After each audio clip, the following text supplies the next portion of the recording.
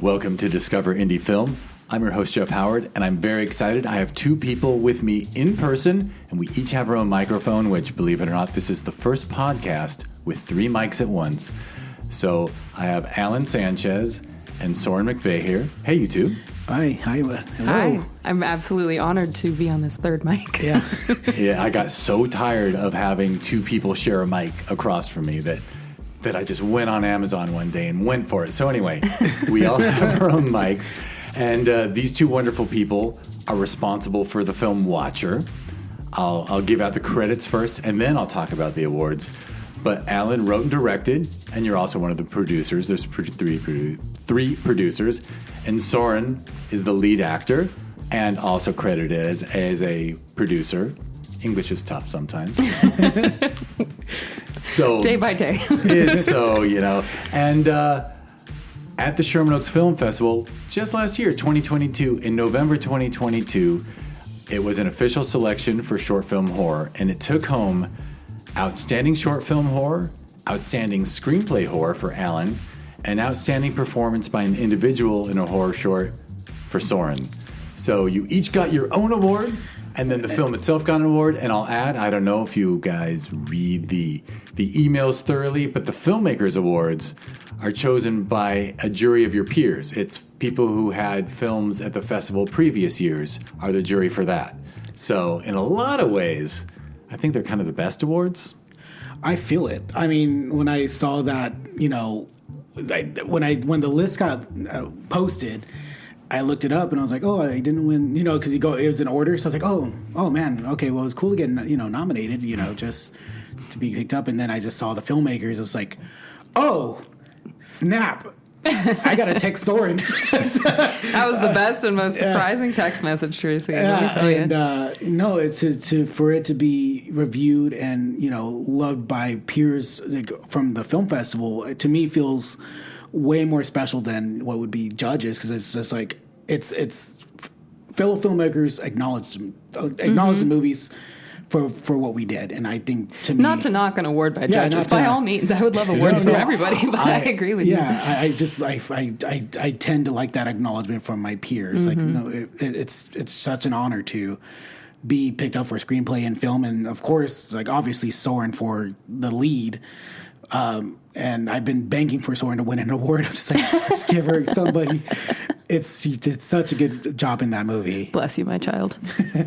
Well, absolutely. And very well deserved, because especially I remember talking to Soren at the mixer afterwards and being like, she's just so nice and personable. And the character you're playing, oh boy, completely, I would have believed you were ex-military, Thank you. Thank what are you so going to much. do? I guess it's called acting. Yeah, I mean, when I was writing this script originally, Soren was my first choice for Sybil. I wrote that role specifically for Soren, just based on how many years I've known Soren and seen different projects that she's done, and kind of seeing her strengths and not weaknesses, but just her. Oh, you can say weaknesses by all means. So seeing her what would be her strong points, I'm just like, okay, I think she would be great as a Ripley type, or a Sarah Connor type. I think it'd be fun to write. But when I was developing it, when I first started writing the idea of Watcher, I knew Soren was going to be the lead, and it would be this strong former military female that has a really strong backstory. And I think I knew she would excel in that role. And I had utter confidence that I was like, I don't need her to read. Excellent. I'm glad you didn't make her audition. But before we start talking about Watcher, and before I have you both talk about your personal histories and how you got into the crazy world of filmmaking and performance, I'm going to tell people that they can see the film maybe a couple ways. You're going to do actually, by the time this podcast comes out, there will be an online release. So I'm sure you'll just give me a link and I can put it in the show notes, as they always say on podcasts. And then also there's a little thing called the Discover Indie Film TV series that was born out of this podcast. I don't know if Alan knows the story, but maybe Soren doesn't, which is I had so many filmmakers come on this podcast, and everyone who had a feature was like, I'm on streaming. And everyone who had a short was, I'm on YouTube. Mm-hmm. So I said, hey, I asked 20 filmmakers, do you want to put all your shorts together into a TV series and put it on Prime? And they said, sure. And so who would say no? Right? And so seasons that we got up to like 10,000 viewers a week. It was really sweet. And then Amazon said, "Oh, you're too popular. Let's make you charge." So now it's 99 cents an episode and $7.99 a season. Thanks, Bezos. And I am talking to the listeners saying, you know what? $8 to see 25 plus short films made by people who made them out of their own pockets because out of passion. I think that's $8 well spent. So if you want to be nice, go to Amazon Prime Video, go to the Prime Video app on your smart TV, type in Discover Indie Film. It auto-completes pretty fast, actually. And just enjoy. There's 7 seasons up right now. Oh, wow. Season 8 is all dance films. If you like dance like I do, I am the least coordinated person alive, but I love dance and dance films. So I was invited to be a guest jury member on a dance film festival in England. And I said to that programmer, you want to do an all dance season of Discover Indie Film? God bless her. She said, yes. Thank you, Jenny Pill. And so season 8. So I imagine Watcher will be in season 9. Yeah. Which I think is set not till September. But if you want to see it before September, there's also a little sucker called TVHi. And if you go to watchtvhi.com, or if you go on any of the smart TV platforms, except Samsung's weird one, but those Roku jerks. TV, yeah, theirs is called Tizen, but Roku TV, Amazon Fire TV, Apple TV, Android TV, or iPhone mobile and Android mobile, there is an app on all of them called TVHi, TVHi, and the website is watchtvhi.com. And yes, it is a streaming service and or smart TV app where everything is meant to be watched. They're wonderful indie films that are even better if you're stoned. That is a theory. Yeah. I'm very excited to see your reaction to Watcher High. Yeah, please report back. Yeah, Watcher is a cool, very well-made horror film. And before we started recording, I was telling Soren and Alan, I haven't watched Watcher High, but I'm looking forward to it because I think I'm going to see all kinds of things I didn't see before. I think you're going to reach a sub-level for sure. I can't wait to get like a 5-paragraph email from you to be like, here's my prophecy of what I think this thing is. You're going to be credited with a co-writer for the feature. If I could, it would make my day. It would make my year if he went, oh, Jeff Stone experiences. I'm going to add them into the feature script. It'll inspire a rewrite. No, I'm just kidding. So anyway, that's how people can see Watcher. But before we even get to Watcher, I warned you both. I want to know your whole life story, where you grew up, what first got you into film, acting, TV, whatever it was, photography. So I suppose as the writer-director, Okay. we'll have Alan go first. Yeah. So I literally was born and raised on film. My sister Sandy would literally babysit me, and she, again, I love her to death, but she is the worst babysitter you could have, or the best, depending on who you ask. Love you, Sandy. Yeah, I love you, Sandy. She would just literally just plop me down and put on movies, and then go talk to her friends. talk to her boyfriend. Sorry, Sandy. Just twirling the telephone cord around her finger. Yeah, in the 80s. That's what most older siblings do. Yeah. Now it's an iPad, right? Yeah, cordless. Yeah.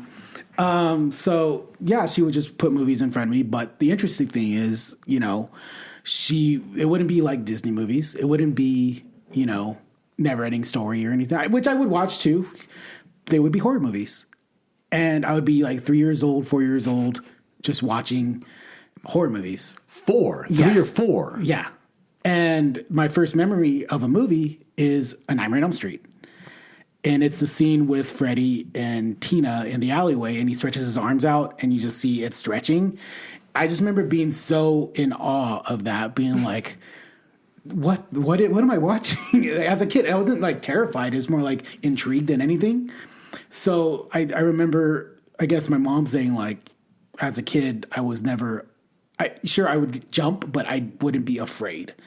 I'd be more of like intrigued by, because she would always tell me it's not real, it's fake, it's a magic trick. And so every time I would see a kill scene or a death scene, it'd just be like, how did they do that?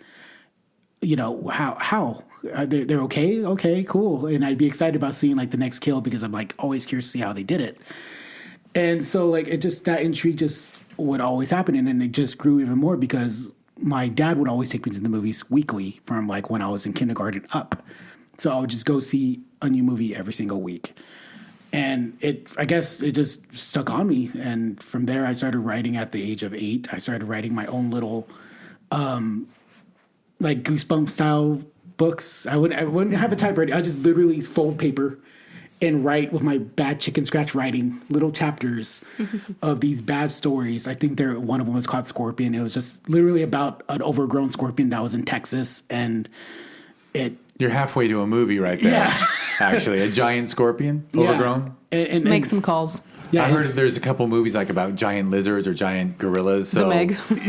Yeah, it was like giant shark. Yeah, I just remember drawing the cover and it just be this guy that was like this military guy that was impaled by the stinger and like the venom's just coming out of his mouth. I drew that. Yeah, that's extra cool. Yeah, as a kid, make some calls. Someone, Jesus. Yeah, as a kid, like, and I got in trouble in school, you know, because of that. And you're like, he's drawing violent stuff. My mom's like, he's fine. He just likes scary stuff, and it's what he writes. He's not a psychopath yet. Well, it kind of backs up. You already have me thinking of the theory that like you just saw it as magical and creative, and you applied your creativity to it, and it maybe even given you an outlet. Like it doesn't cause violence. This stuff. Yeah, it's more of like being creative, and I think that's one of the things that I noticed as I grew up. A lot of my friends started to lose was their imagination or their creative side. You know, when they'd grow up, they'd, you know, be into high school things, you know, picking up chicks. And I'd be like this nerdy little kid, like, I'm thinking about stories and all that stuff. But it just was just something that stuck on me. It just never left. Even to now, I still have like just visions in my head of just a random shot. And it just stick with me like, what is that shot? And it'd grow. And it just become what would become the story that I write. But no, from there, like I went for high school. I became the first, filmmaker with a Letterman at that high school because it was like the first ever film program that they ever had because it was a new high school. And yeah, I was able to move over to college. And so high school was your first chance working with cameras? Mm-hmm. Yeah, it was back in 2004, 2005. Around like my senior year, I got to work with like editing even before it became digital. Like when it was like when it started becoming digital, like, but it was like the infancy of it, where you would actually take tape, record it into the computer, and then you'd edit. And that was right before we would have like, you know, memory cards just to drop in and go. Like that's how I started, and that kind of got me a leg up for college. So when I got there, I already knew editing. So I'm holding up my hand to interrupt. So you didn't tell me where you grew up. Oh yeah, I grew up in San Bernardino, California. Excellent. Yeah. The high school I went to was Arroyo Valley High School, home of the Hawks, I believe. It's been a while. They might have changed it. But yeah, I grew up in San Bernardino and right, just east of LA. Yeah, in the hood, you know. I was the rare nerdy kid that didn't get bothered by the cholos because my brother was in a gang and they'd be like, don't mess with him. He's cool. He's just a nerdy kid. Gotcha. Like, so he covered for you. That's great. Yeah, he vouched for me, and yeah, they'd be like, you know, the more like just see me with my little rocker jacket. They're like, "Are you a rocker?" I'm like, "Yeah, sure." He's cool. Just let him pass by. Don't rob him. He's fine. Excellent. And then, what college did you choose? I ended up going to community college first, obviously, because again, not growing up in poverty, but again, we're in the lower end of financials, so I kind of had to make a choice of where I wanted to go. So I chose community college because I was able to get grants and all that stuff to get started. So I started there. Luckily, they had a film program in San Bernardino Valley College. And that program's amazing. I kind of had to play dumb for a second because all the stuff that I was taught in high school was their beginner stuff. So I was like, oh, yeah. And then I'd just be typing and playing like I don't know how to edit. And I just edit in 30 minutes, like just be done with homework super quick. I'm like, cool, this is easy. Time out.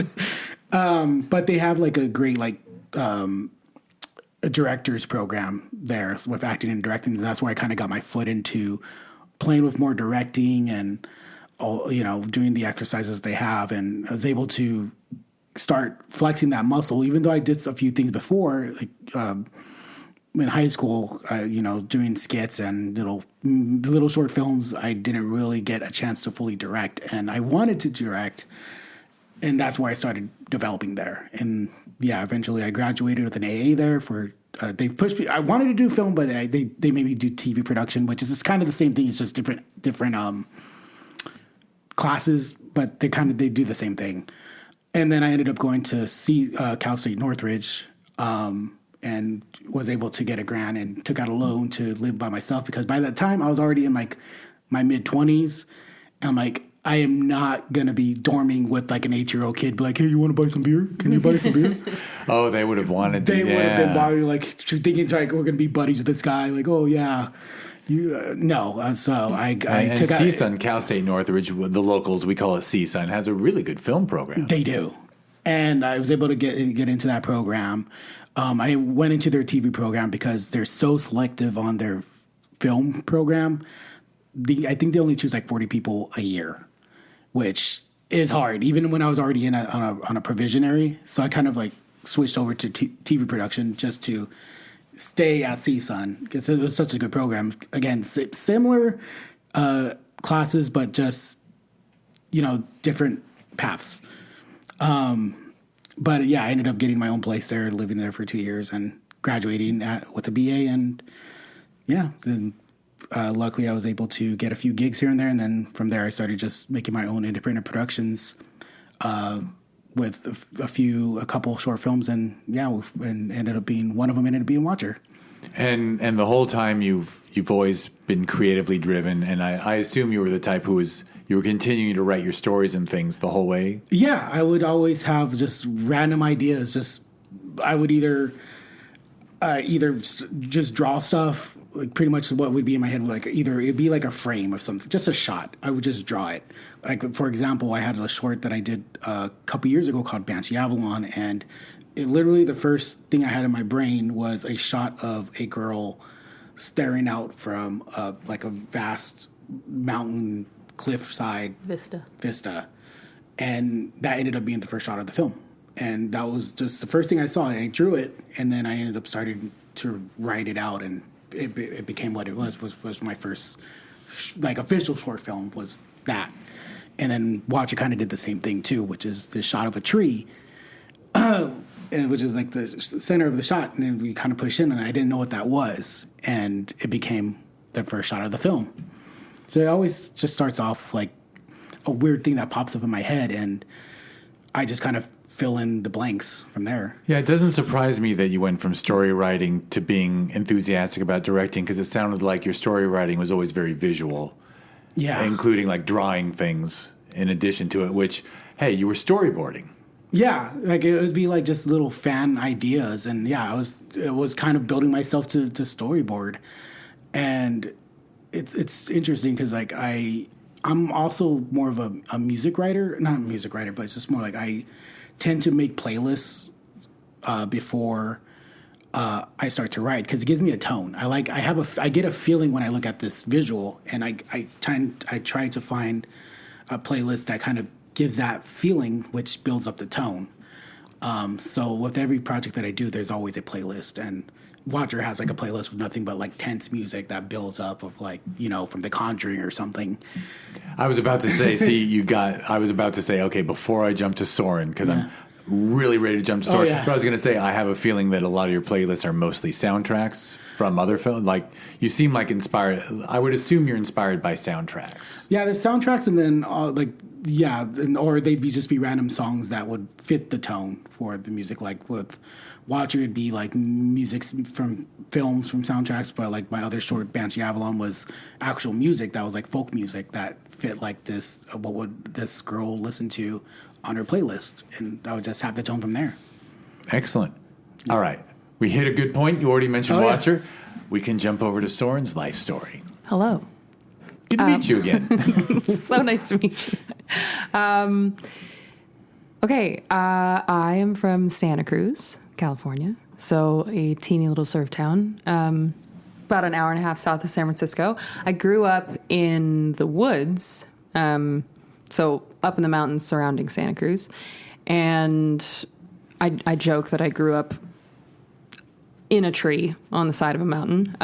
But we lived up this canyon with this teeny but sprawling community, kind of hippie community. And I, kind of similar, but also kind of the opposite. We didn't have TV. We had a television, but we didn't have cable.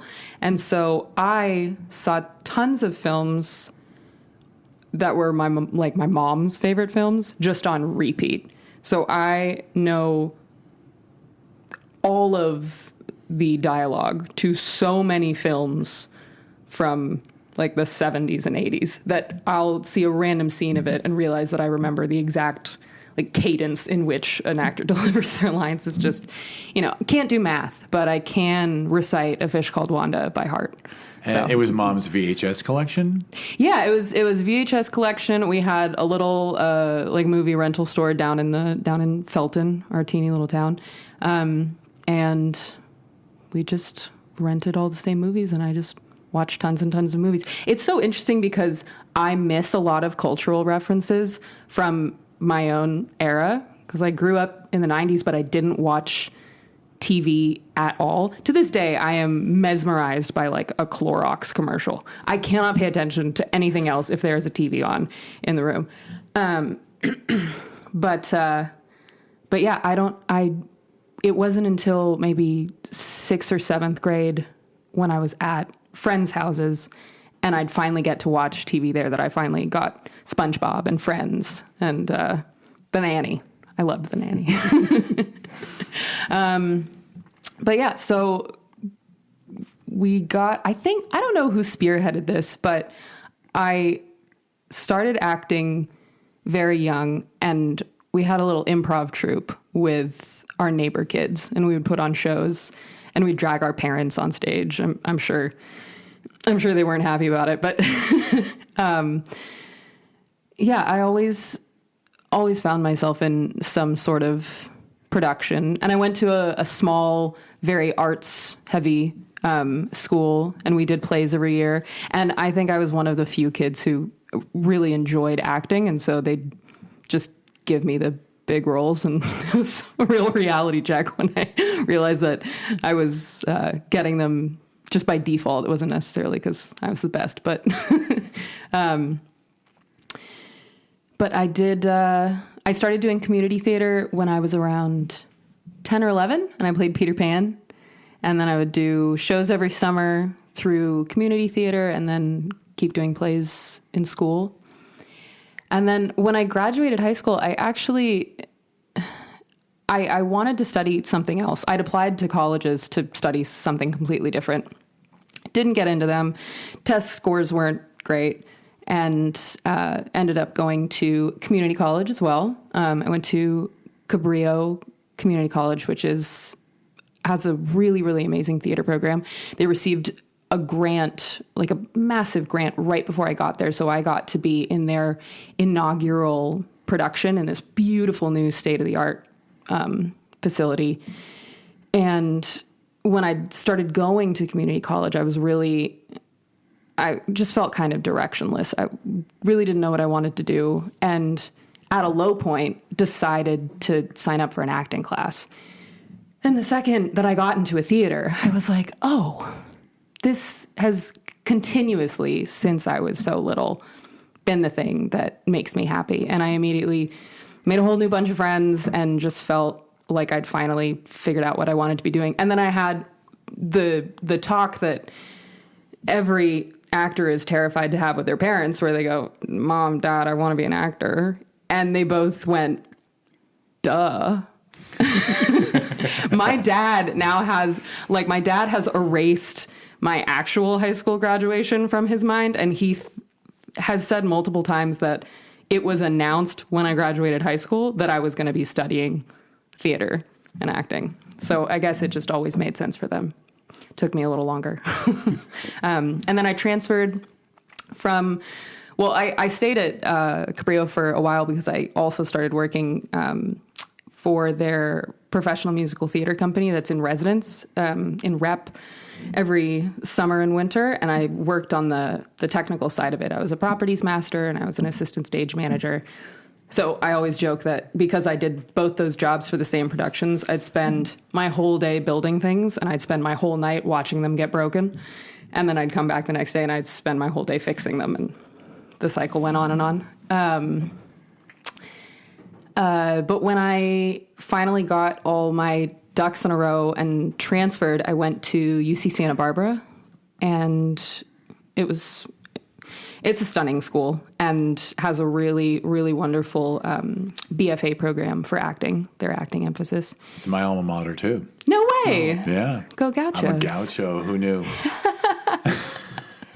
I don't think I say that often on this podcast, but yeah, that's my school. Giant world, but tiny keep town. Going. Or giant town, tiny world. So that was a 3-year program. I had so many incredible instructors. I did try to do a minor in design, and then sort of at the 11th hour had a very tough conversation with my mentor in the design side.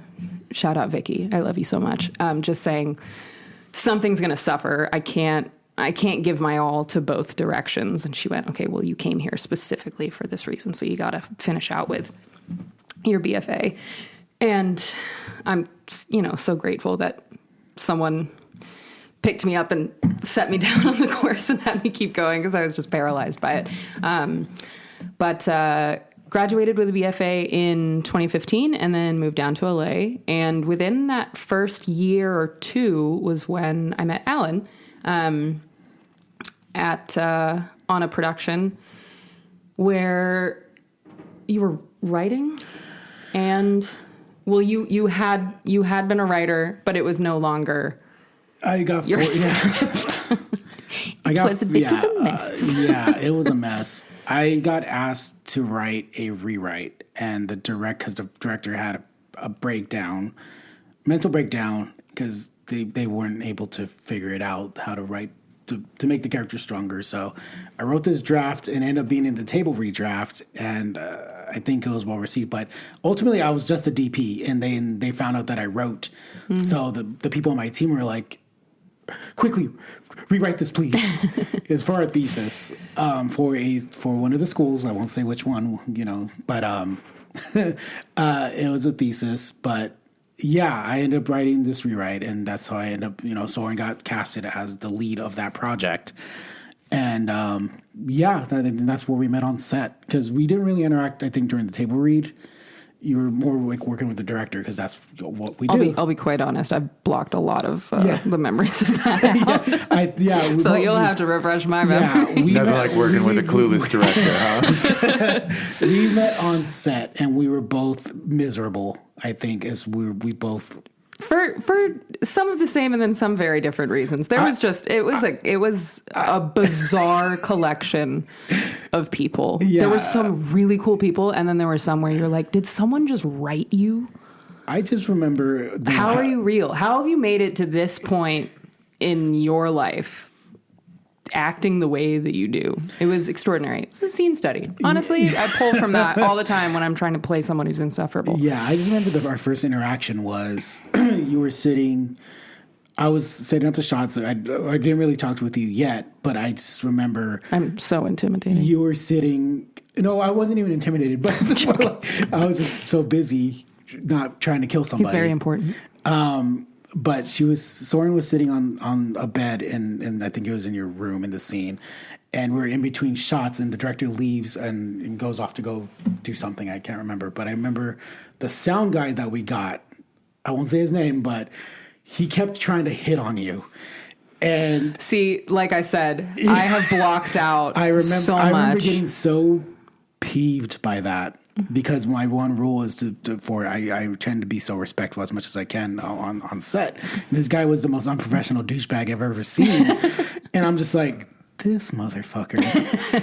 And so and I remember just Soren just being nice and be like, just brushing off. And I remember he walks off, and I think I remember doing like a snarky comment, and you laughed at that snarky comment. I think that's when we just started like slowly socializing at that moment.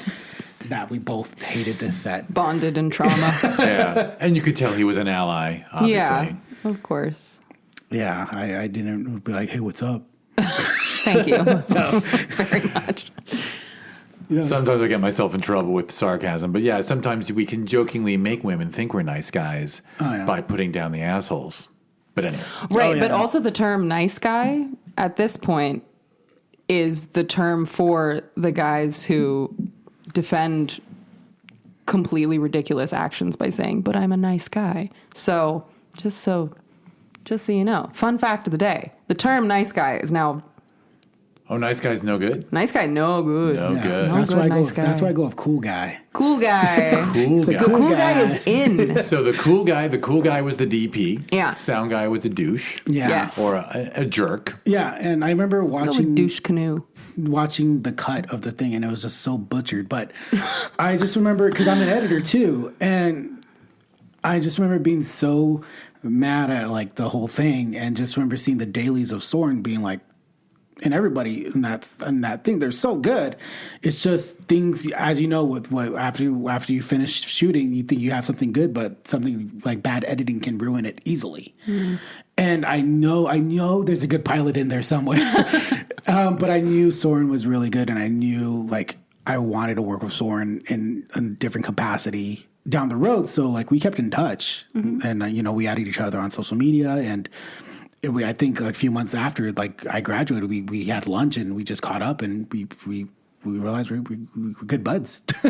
Yeah, it worked out great. And then he originally, the short that he mentioned, Banshee Avalon, which we shot a few years ago, originally I had a larger role in it, and then the role had to be cut down to something small. And so what Alan always says is the role of Sybil is payback, because he wrote a role that he couldn't cut, so that I would finally get to be in a movie. And what you were saying earlier, and then we backtracked, where you were saying that you had always thought of me for the role, and you thought I could play this tough ex-military commander type, is just so cool, because you can't see my face on this thing, but I go out for like mom, nurse.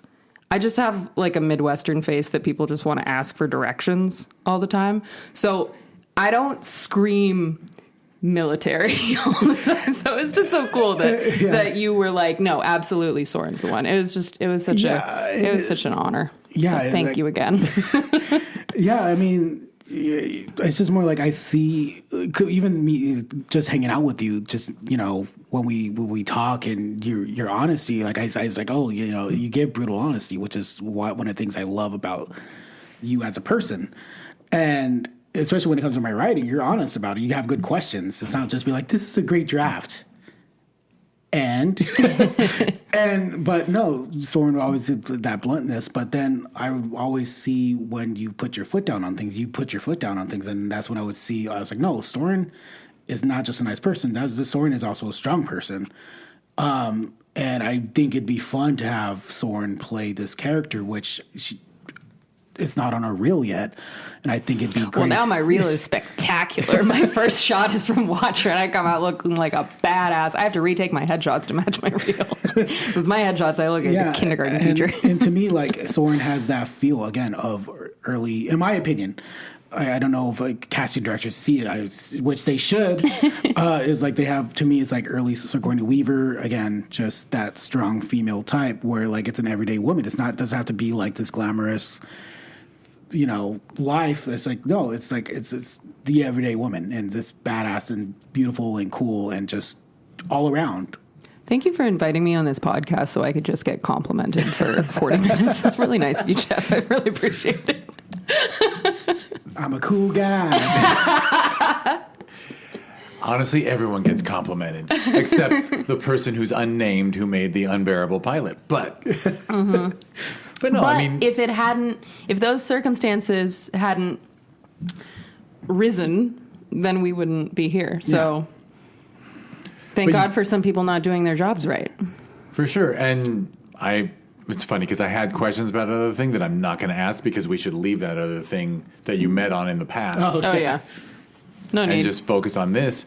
But I mean, it makes sense to me what you saw and what you picked up on, because even, you know, I'm sure I've seen, you know, things about Alien, since you mentioned Ripley and Sigourney more than once, where, you know, she would have never been cast that way until that film. Like she could have spent a lifetime playing, you know, girlfriends and wives and waitresses. Like that was such a unique opportunity, and someone saw that she could be the strongest person on that crew.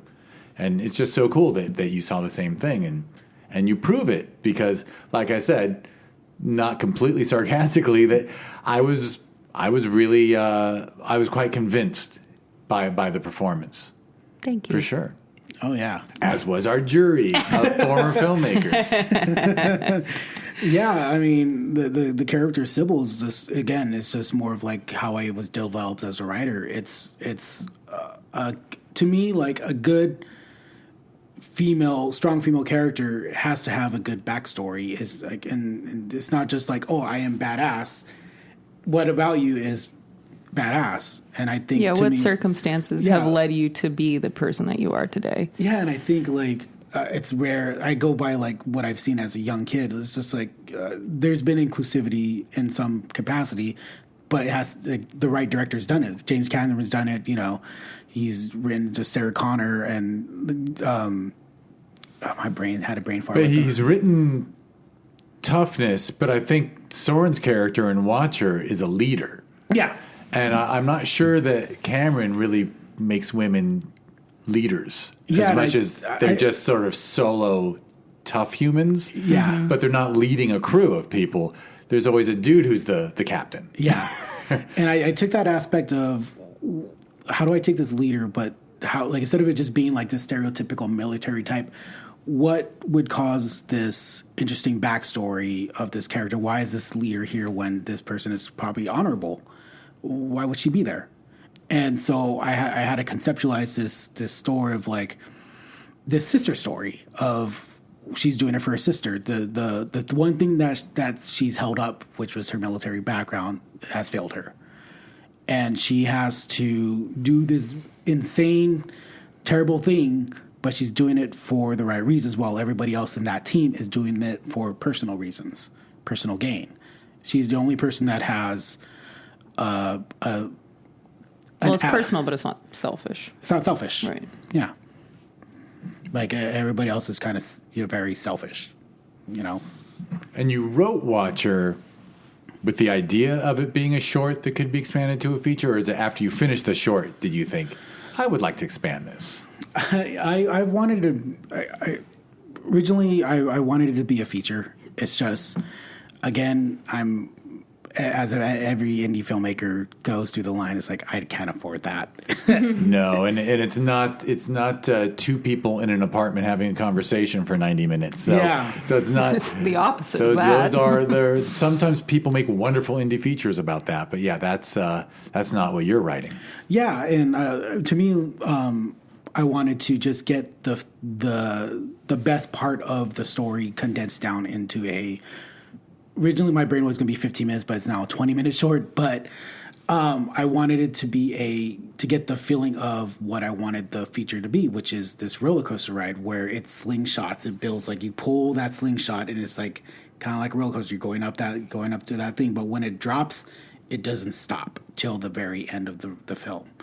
And so I wanted what the short to be, where it just builds and builds and builds and builds and builds, and then when shit hits the fan, it just goes so quick. Like, just bodies are just going down, down, down. So, like, what's happening? It's just so fast paced. But again, it's the adrenaline. I just want to give the audience, and that's when I wanted to go with the short to just give the feel of what the feature would be. So if people did like the short, we'd be able to, be like, and also give them some questions about the feature. Like, there's some unanswered questions in the short that we definitely do have answers for the feature.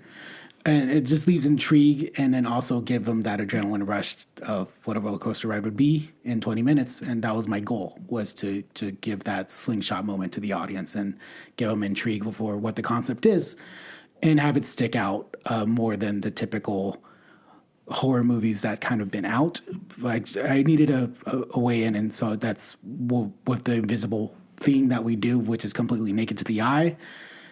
Was the most intriguing part for me to do, to give that audience was the challenge of something invisible and make it a roller coaster. And the coming together of it was because Soren is listed as actually two of your actors are producers on it.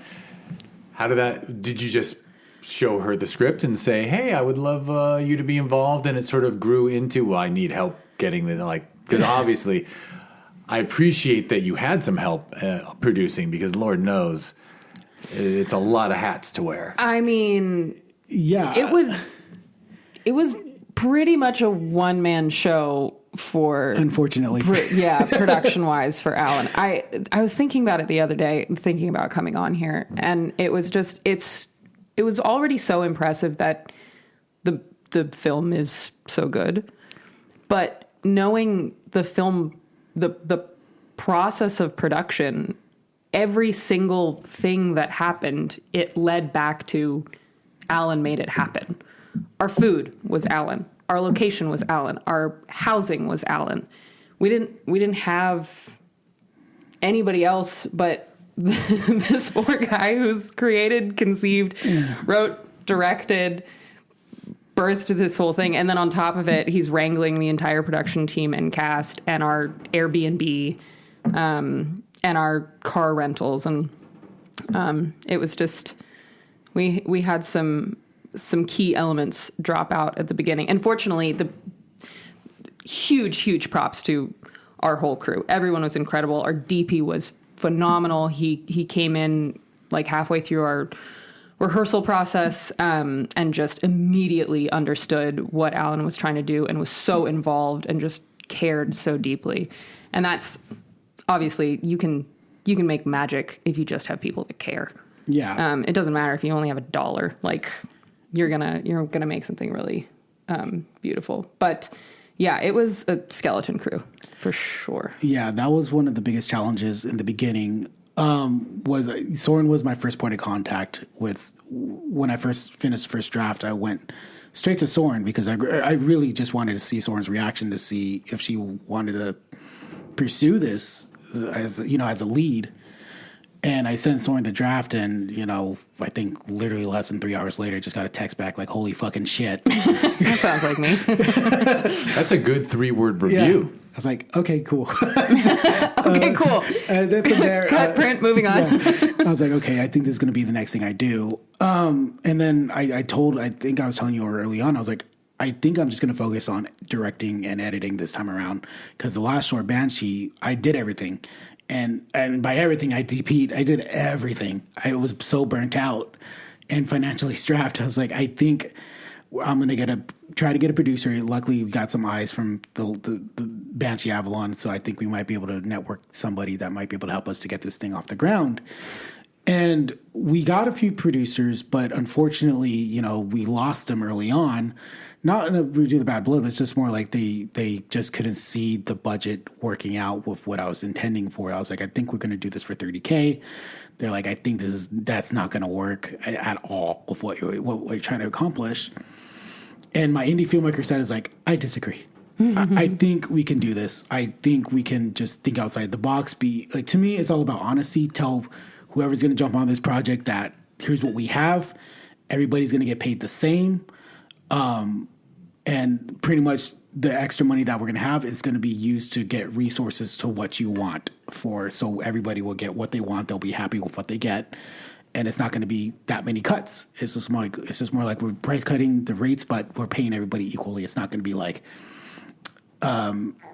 somebody gets paid less than this. No, everybody got paid the same on the set, and it wasn't like a low rate. It was actually a decent rate. And also, we were able, I was able to kind of budget that. And unfortunately, again, that was the bummer side. It was just, I had to take in the producer side of that film, and figure it out. And luckily I have a relationship with, the Inland Empire Film Commission, and they remembered me. And so they were able to hook me up with the sets and get locations for, dirt cheap that were off season because we were shooting in the fall. So like we were able to get like a campsite completely to ourselves for, reasonable rate. And yeah, I kind of had to step up from there as a producer and lock in everything. And, I'm still surprised to this day that I survived. I think by seeing the gray hairs in my beard, I think that was the cost. But, I didn't have it at that time, but I do. So it's a nice salt and pepper beard when you grow it out, though. So yeah, when I'm a baby face, I'm trying to hide that age, man. I gave up long ago. I don't think I have much pepper left, but I hear you. But you're suffering for the art, right? It's the passion. Like if you didn't have the drive and passion to need to do it, you would have done something else. Mm-hmm. So I mean, I get it. You put yourself through hell, but it's also for what you love. Yeah, and what was cool about it too was that it didn't feel small. Like, even though we had a skeleton crew, we had some really talented individuals involved with it, from, like Soren said, our DP, who's done music videos for like these really good artists. But the biggest one to me, I still don't know how I got this. Kenneth Calhoun, which is our special effects artist. How we got him is the weirdest thing, because Kenny is a friend of Gracie, who plays Zero in the movie. Gracie, I guess, let him know that I was working on a film because apparently he saw Banshee Avalon and he loved it. And so he's like, oh, what is he working on now? And Grace is like, well, he's working on a horror movie. And he goes, stop. Get me linked up with him. And so we got linked up. And from there, I was like, cool. Like I saw his like Instagram, and then I was like, we messaged each other in the DMs, and I was like, dude, can I see your resume, or like, just to get a feel of it? And he sends me his resume. He goes, yeah, sure. See his resume. And I'm like, oh God. I see Avengers Endgame, Guardians of the Galaxy, The Shape of Water, Jurassic World, The Mandalorian. I'm just like, what the fuck? He sounds expensive. But yeah, he asked for the script, and we hit it off really well. We're both horror geeks, and I sent him the script, and we planned a Zoom meeting, and that whole day I was just was ready to vomit, because I had no idea how to pitch this guy, like the budget that we had and what we're gonna do and how we're gonna achieve this. And I just remember going into the Zoom with him, and he stops me within 5 minutes. He goes, dude, you don't have to sell me on this. I'm in. As soon as I read the script, I looked over to my significant other and said, I got to do this. And he did. And he did it in such a record time too. Like the work that he did, he flew in, I think 2 weeks or 3 weeks before we started shooting from Europe. He got done doing Hellraiser, the remake. And he wasn't allowed to tell us. Yeah, he wasn't allowed to tell us at the time. He was just like, oh, I'm back from Europe. He goes, somebody start work. And he nailed it. Like, he did all the sculpting and all the effects and plotted everything on set, and he was ready to go. And I just don't know how he got that guy, but he did such an amazing job, and still a good friend of mine. And I'm like, just so proud that he's the best. Yeah. We love you, Kenny. Yeah. It's just insane that we had this small crew. They're just all super talented and came from like really big backgrounds, that they were able to say yes to this concept. And it's a wonderful story that an artist who makes huge money on the huge films, in his personal time, devotes himself to a film that he actually really cares about. Yeah. Because, I mean, obviously, working on your film must have been so rewarding for him, because he's making it for someone who's making a film out of his own pocket, like driving himself crazy. Like, he knows, I'm sure he's well aware of the huge solid he did for you. Yeah. But it's just, but you're giving him the solid of getting to do a passion project again. Because, I think we all know that Endgame and Hellraiser remakes and stuff, they're wonderful work, but it's not like a personal devoted thing. It's corporate maximization of IP. Yeah. And I think what intrigued him with the idea of Watcher was the kills. And, you know, the challenge of how do we do these kills with that are invisible, like invisible weapons penetrating through certain body parts, and how to do it without, you know, telling the audience explicitly through like this is like an invisible silhouette. How do we do it to the naked eye? And I think that's what caught him. Well, also your extraordinary writing for your descriptors in the script. Oh. Because when you mention, you know, Ryder's death and you're talking about a cheese pull when it's his skin getting pulled up from it. Like, it was so visual. It's just so well written. I like writing gross shit. It's just, it got him excited, I think, in terms of like, and he saw the influences when we talked about it. He goes, oh, you're influenced by The Thing and the practicality of The Thing. Let's do it. Let's do this old school stuff and figure out these crazy ideas. Practical effects. Yeah. Which is very cool at this level. Yeah, it was insane how we pulled it off. Like, I was, even when we did like one of the kill scenes for I think Zero, when her eye gets blown out open, and there's this bit where like the first take that we did, he overcompensated in the best way possible. He's just like, okay, I'm gonna put so much blood in the first take, we'll do it. And then we did it, and just the first explosion just looked like a Kill Bill splatter of blood, just very anime, over the top. And my jaw was dropped, my DP's jaw. He literally stopped filming and just peeked over the camera and just like, what the fuck?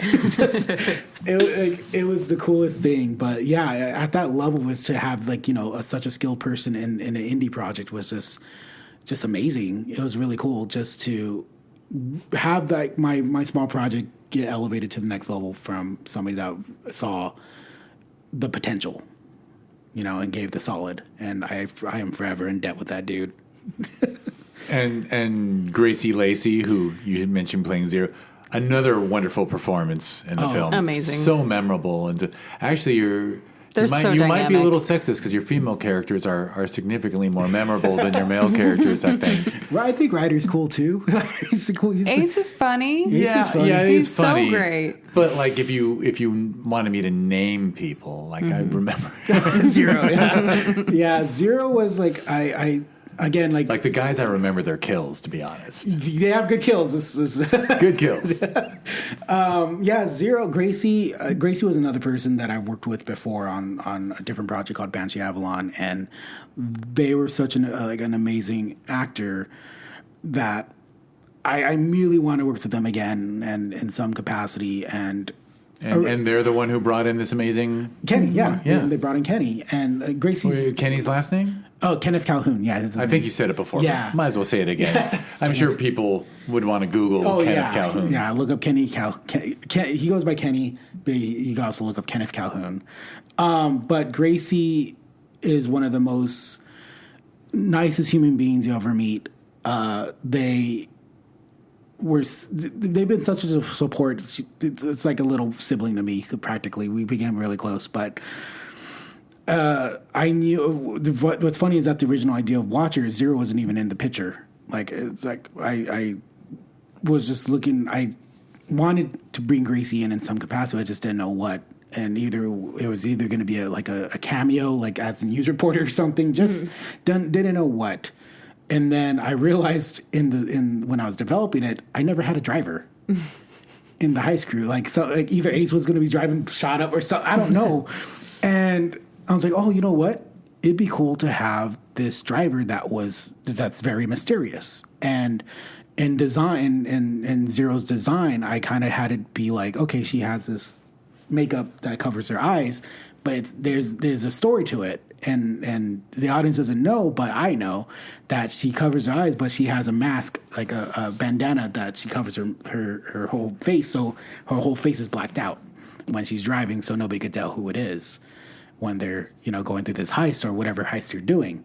So yeah, it's just this cool design that I, thought about. And I was like, okay, well, I really want this hardened character that's closed off, but also kind of has this vulnerability of like wants to open up, but is closed up by something we don't know yet. The audience doesn't know, but Zero is kind of inspired by Vasquez and Aliens.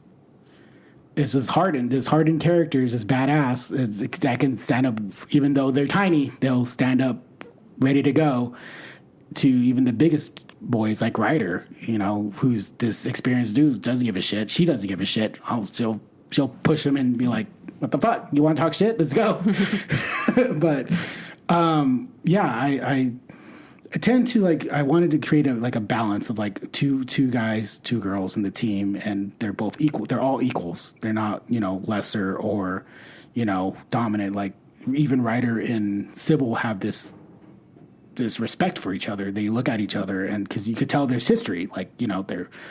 They're in one of the discussions and on the bonfire, you could see that Ryder gives a look to Sybil when she starts to open up, and he's just like, "Oh, you're really gonna open up?" And there's little subtle things like that. It's just there's a level of respect with all of them instead of being like, "Oh, you're a girl," you know what I mean? The typical line "whatever, girl." Mm-hmm. It's no, they see each other as equals, but they'll get down each other's throats if they want to, and they'll give a shit. For sure, and most of what you're talking about, I think, is why audiences respond to it, and audiences include award juries, but in that. It's so clear watching the film that it's part of a bigger world and part of bigger ideas, and all the things you're mentioning that you say, I know, but I don't put it in the short. I think it's clear that, obviously besides the story of the monster itself is clearly a bigger story. But I think because you create so many questions and give us this impression of the larger world that you're building, I think that's why you've had such a great festival run. Thank you. Yeah, to me, it's the intrigue with the monster or with the watcher, is that at the moment when I was doing the short, I was like, I kind of want to make it very minimal, and it gives the audience the scare of less is more. The less you know about it, the more scary it's going to be. And if I give it an exposition of I could have done the whole typical bonfire thing where they're like, oh, in these woods stands a thing, this haunted grounds or whatever the shit. The cheesy shit we've heard 1,000 times. Yeah. And I completely fought against that. And I was just like, I want them to, instead of doing that, let's develop the characters and to me, it's the Wes Craven rule where you develop the characters first and then you put them in danger. Instead of it being a Friday the 13th movie, which I love, I'm not going to diss them. It's just more instead of it being teenage body bags, you actually have a character in danger. And so instead of them giving exposition of the monster, let's build up their backstories a little bit and then slowly bring in this mysterious thing and have them react to it. And that's going to terrify the audience because they have no idea what the fuck this thing is. And even into the end, there's little breadcrumbs, but it's not a full picture.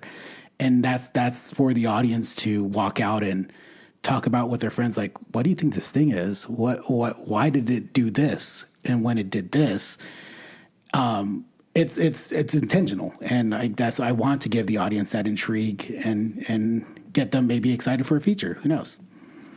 And so you finished the film.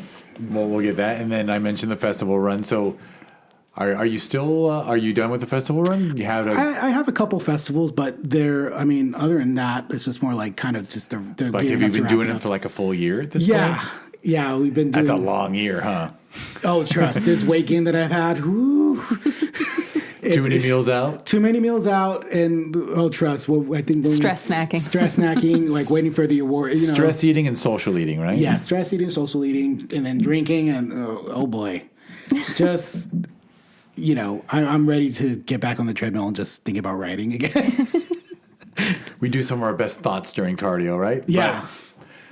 And then we stop running to write it down, and then it's a little difficult to start running again. It's always tough. Yeah, no, it's. I'm very glad that it's had a good run, and I'm excited that people have been asking about what is this, what is that, what is this. I'm like, dude, I'm working on it right now.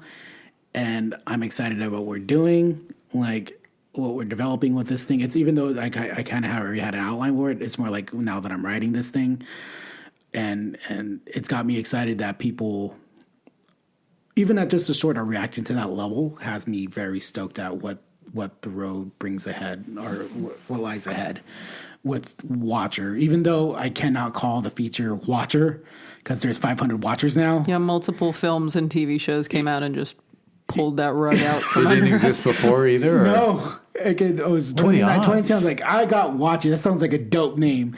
Because there was Watcher, The Watcher, and Another Watcher. Yeah. In an amazingly quick succession. Yeah. I was like... Within a year. Within the first notification of the film festivals in January, I think last year, it was like, oh, film festival selection, Watcher, the feature film. I was like, oh, fuck. Because I just finished post and I exported the film and then did all the promotion already. It's like, we had an Indiegogo called Watcher.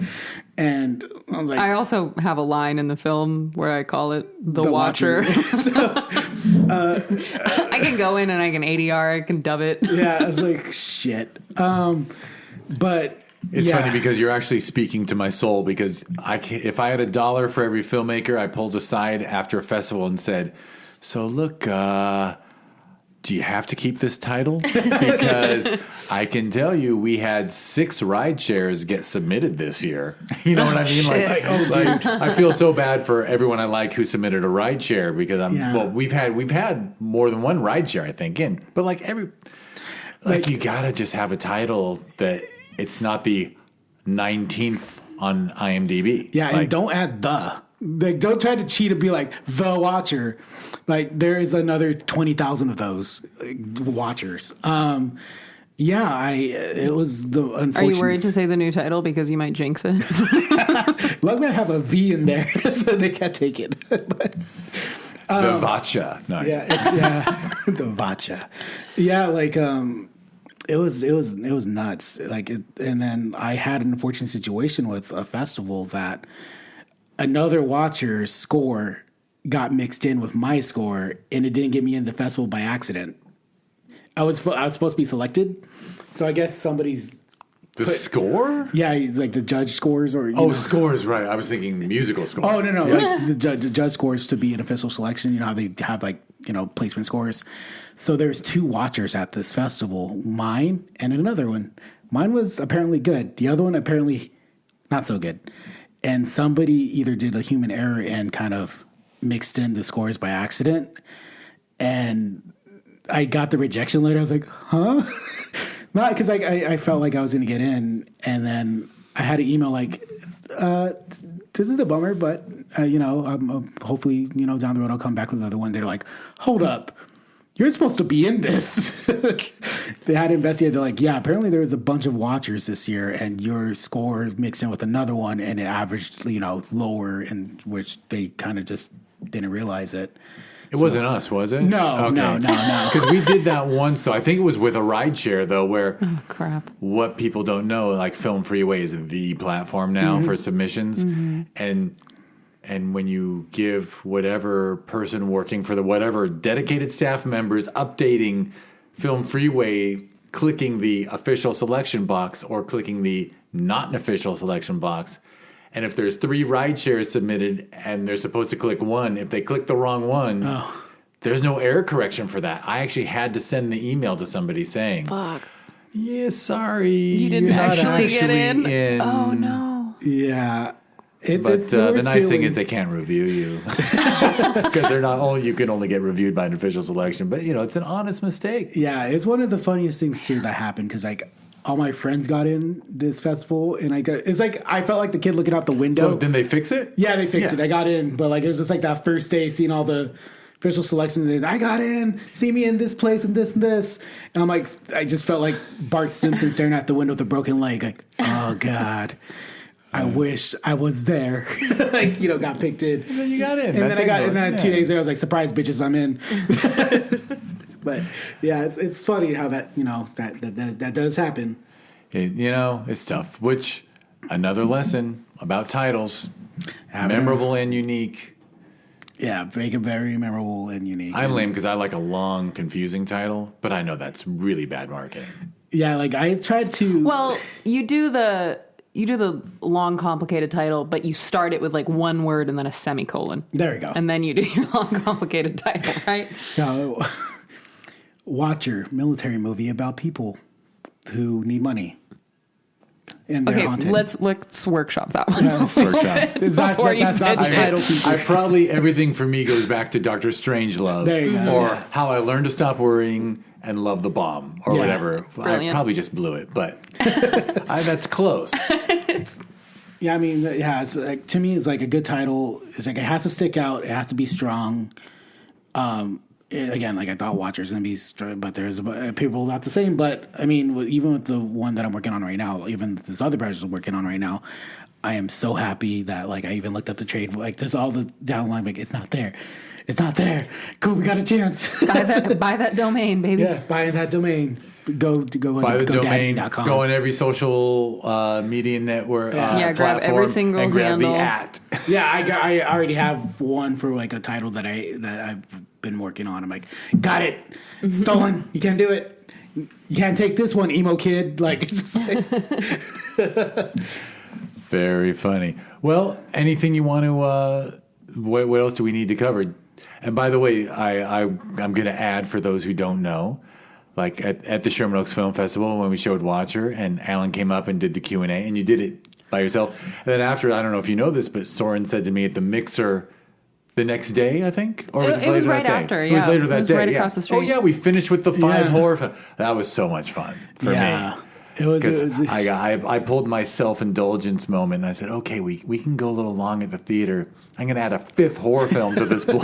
like The really surprise. sick one that half our jury didn't like, but I don't know, I liked it. I couldn't help it. Had to put it in. Oh, was it the like crazy? Yeah. Oh, yeah. I liked that one a lot. Wasn't that one cool? I liked that one a lot because There there was was the really farmhouse, or like unexpected the humor The in it. farmhouse. Yeah. Yeah. When With the victims. guy's dragging one of them and he's like humming that dumb song, I could not stop laughing. I thought that was one of the Yeah. best placed humor I've ever.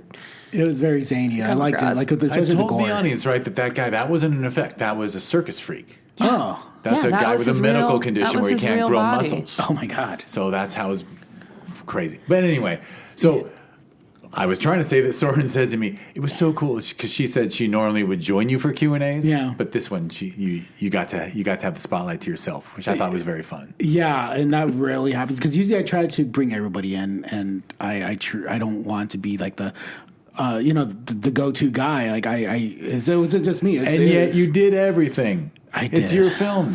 It's your baby. But I mean, So for those who want to watch it, go to ShermanOaksFilmFestival.com or ShermanOaksFF.com, and there's a link for all the Q&As from that year. oh yeah, no, it was a blast. But like, it was just I try to bring everybody in because I know they put their part in with it wasn't just me. Like, sure, I did a lot of the work, but I mean, I had a bunch of great support to get me through it, and Soren was a part of it. So every time I get into a festival, I let Soren know first because Soren was there since the first start of it, and it's more exposure for her, like as an actor, and to show that she produced this thing too. Like she put in her resources within it. Everybody did. And I try to bring them as much exposure as I get. It's not just a one-man show. Like after the film festival run, it's still everybody's game. For sure. And in spite of all the hats you wore and me joking that it was your baby. I mean, it is your baby, but your baby would not have survived without all the contributions you got from all the collaborators. And actually, like I said, it's not an indie short about two people having a conversation in a room. I mean, it's got a bigger cast than most indies. It's got more challenging locations than most. So that was a big bite. Oh yeah. You needed help chewing. It's a horrible metaphor. What, a mic bite? What's it called? What? The Michael edibles Tyson, you were Mike talking Tyson. Oh, Mike bites. That was before we recorded. Oh yeah, okay, yeah. never mind. Scratch That that. was during our weed edible. Apparently, there's weed edibles shaped like the piece of Evander Holyfield's ear that Mike Tyson bit off. You guys can just Google that. Yeah. We don't stop. have a promo code. Yeah, This is free sponsored. advertising. But like, if you want a fantasy free pack of those Mike bites, Mike Tyson, feel free to. Thank you. The bummer is that Tyson's probably getting a piece of the action, and Evander's not. Right? Yeah. And it was his fucking ear. I'm just saying. Man. Just change the arrow just a little bit to make it not his sue. ear. I smell a lawsuit, but Yeah, but no, it's been a blast with that festival. Like doing that interview with you was like so nerve wracking because again, that was my first time by myself and like just you as a host. But Jeff was gentle. Yeah, Jeff made everything blend in really well to the point where I could actually bring in fun tidbits that I wasn't able to talk about even in the other festivals. Like I brought in, I think we talked about the influences of Watcher, which was really cool because I briefly touched on them a little bit on the other festivals, but this one I really was able to go all in on it. And at Sherman Oaks, we do a fairly long Q&A. Like we don't rush people. I think I assume you had some really good festival experiences, but sometimes, right, they'll show like a block of 8 films, maybe 2 minutes, and like have a row of directors stand in front, and like, okay, everyone just say your budget and then sit down or something like that. I've heard of these things. Yeah, it'd be quick. You either get one question like, "So did you have fun?" Yes, I did. That's just cool. Go to the after party. All right, cool. Socialize about that, I guess. Painful. Yeah, but no, it was that was such a blast to do, and to hear even like some of the filmmakers that were there to walk up to talk about Watcher and then talk about their films too. It was really nice to go a little bit deeper even during the social thing, the little dinner that we had after. So it was really cool. Excellent. Well, I'm going to ask you anything y'all want to throw in before we wrap this up, and then I can explain to Soren the strange sound she's hearing from the wind outside. I can tell it's the wind. Yeah. We have but it definitely sounds like someone is just traipsing across your roof. I'll just share it. I know the mics aren't picking it up, but there's a wall right behind me, about 4 feet behind me, and on the other side of that wall is like a 3 foot by 3 foot metal thing that hangs on the wall. So the wind's just slamming that metal into the wall next to us because a storm is coming. Oh yeah, I believe it's going to rain for like 3 days. I heard on Jack FM as I was driving here that it's supposed to be the coldest storm on record for Southern California. We're going to freeze our everything off. That means I have to get my dog a sweater. Oh, to keep your but dog Marty looks inside so for good a in while. sweaters. Yeah, he does. So I'm fine with it. Just get him a little Freddy Krueger sweater. Oh yeah. Yeah. Doesn't he have one? He did, but he outfit it. He's big. He's a big boy now. He's a chonk. He's a chonky boy. So the third week of February 2023. It's 2023, right? Yeah. That does not sound right to me, but yeah, we're going to freeze. It'll maybe sound right by about September, and then you're going to have to get ready for 24. It's going to be cold and wet in Southern California. But hey, we'll survive. We'll get through it. We'll Get live. through the one into rain. We'll see people drowning, but it's fine. It's going to fuck with my tennis game, I tell you. Well, anyway. We had plans. I got so many plans. All right, well, anything anyone wants to mention or you want to name like websites and social media stuff that people should follow? Sure. You can follow me at SorenBug on Instagram. That's the coolest place to follow me at. SorenBug. Yeah. And I'll make it a clickable link. Nice. Yeah, mine is very simple. All my social media is Alan Poe Show. It's AlanPoeFoSho. All together. I still don't know how I just like rhyming, so don't judge. I like it. I like it a lot. And I mean, I made a point of not adding the Poe while introducing you and stuff. Although I do know in the credits that we got for Sherman Oaks Film Festival, Poe is in the center of your name, but it's just a nickname. I think I asked you, right? Yeah, it's a nickname from high school because I was a writer. So this very cute girl, I remember this. It's just like, oh yeah, you're a writer, huh? I'm like, yeah. She goes, I'm gonna call you Alan Poe. I'm like, yeah, you are. Oh my god! I'm a cool guy. Yeah, I'm a cool guy.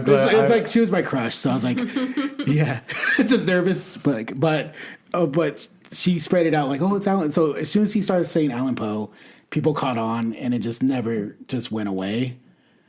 And even in high school to like college. At least you didn't start quoting the Raven. No, that'd be kind interesting. of cool. It's cool guy. Cool guy. No. We're getting a negative vibe on the. I don't even remember anything of of Edgar Allan Poe, but I remember being forced to read it in whatever, 9th grade, I think. Yeah, I just remember the Tall And Tale a very Heart. alternative education. So. Yeah, he's a very dark dude. But yeah, it was a nickname, and from there it just stuck. And I didn't want, like, even as a director, like when I started doing stuff, I wanted to keep the nickname as a homage to like people that got me started in writing. They still call me Alan Poe or Poe. So I was like, I'll just add it as a middle name, like Alan Poe Sanchez, and just have it stick there. And it has stayed in quotations. And honestly, it probably works. It's probably going to benefit you down the road. Oh yeah, because it's an identifier, I should just do the McG thing and just go Poe. Dang. There you go. A Poe production. You could make yourself Poe for show. No, Poe for show. Poe for show, Perdo. Oh. Don't do that. Don't do that. I was about to go daddy that right now, but. All right. Well, I'll get us out of here so that we can start up again and do the 4 questions thing. Oh yeah, for sure. I will. What am I supposed to do now? First of all, I'm going to ask both of you. Make me take your photo right after this. Make a note. Because on my notes, in like a massive font, it says "take pic," and I didn't, and I didn't before we started recording. So now I'm because I'm too old and I can't remember anything anymore.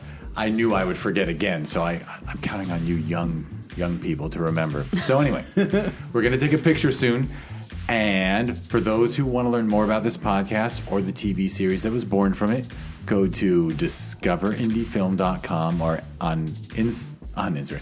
On all social media platforms, it's at DIF Wins.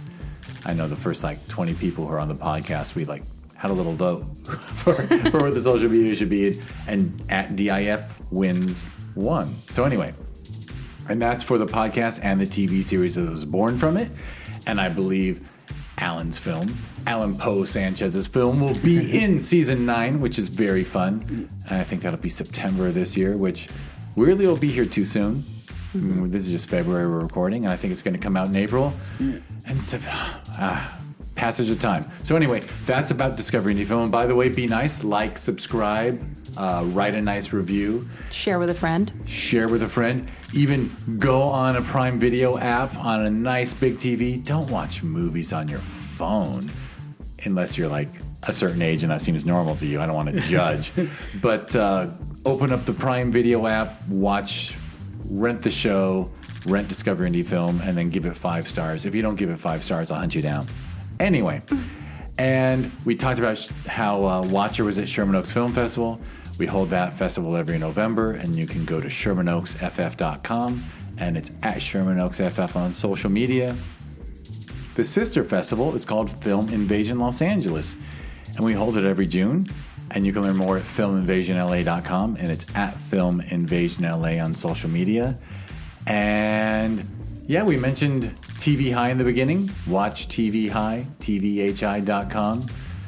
Did I mention it's $4.20 a month to subscribe? If you do it at WatchHiTV.com. If you get it on one of the app stores, they don't allow a cool number like $4.20. They make us charge $4.99. So nerds. Right? They should give us freedom, but I'm not going to complain. And I think that's all I have to say. So Soren McVay, Alan Poe Sanchez. I'm not good at that. Alan Sanchez. There we go. Soren McVay. Either one. I tried to do the Poe, you can do but it made me trip up. You could do the one song. You could call me Al. Hey, that's from my era. There we go. That came out when I was a senior in high school. And you guys were not born. So anyway, I will thank you both for being here. Thank you so much for having us. And thank you everyone for listening.